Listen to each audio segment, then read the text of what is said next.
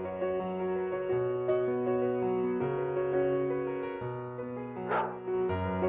Dog makes two styles of head halter, a classic style head halter and our rear connecting Haltermate.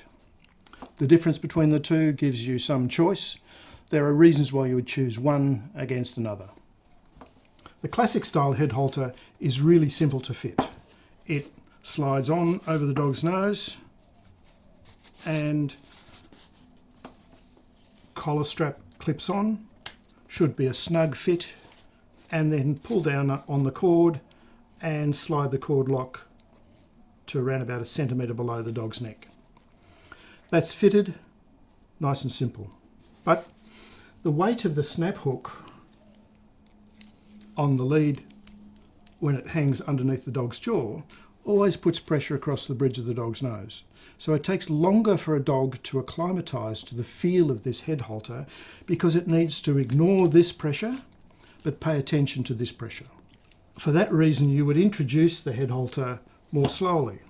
You would sit the noseband on the dog's nose, treat, sit the noseband, treat, then clip the collar on and treat.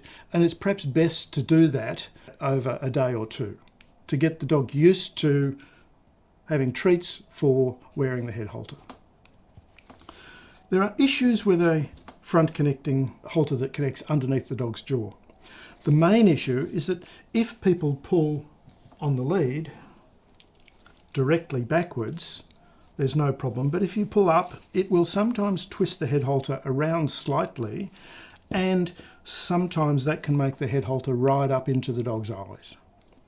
To solve that, you can keep the collar strap quite tight and always make sure that you're pulling back in this direction along the line of the dog's body. If you're working with a small dog, you sometimes have to be pulling in this direction, and that will tend to twist the head halter around and run the noseband sometimes into the dog's eyes. So Black Dog introduced a rear connecting head halter. The lead attaches at the back of the dog's neck where the dog expects and is acclimatised to a collar being. The noseband wraps around the nose, forming a figure 8 that crosses over directly underneath the dog's jaw here. And that means that the pressure from here, from the lead, will always pull straight down and will not make the noseband ride up and back towards the dog's eyes. Because the lead attaches here and there's no pressure across the dog's nose until this is actually pulled, this takes much less time for a dog to acclimatise to. Dogs feel quite comfortable in this, and in our introducing of it with dogs at Black Dog, when people come in, it often takes 5 minutes or so for the dog to get completely used to working on the head halter. You'll see some videos on the Black Dog website, where one which we filmed with the Infinate, and one which has been filmed by a customer of ours wearing the new Haltermate. The effect of the Haltermate and the Infinite are exactly the same. The Haltermate is easier to fit and easier to adjust, but in terms of its function on the dog, it's basically the same. It really depends on the personality of your dog. If your dog is reactive to other dogs, if your dog is eyeballing other dogs, then the classic style head halter would be the best choice. It gives you control over the direction of where your dog looks.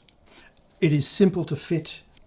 The Haltermate, the lead attaches at the back of the dog's neck where a dog expects it to be.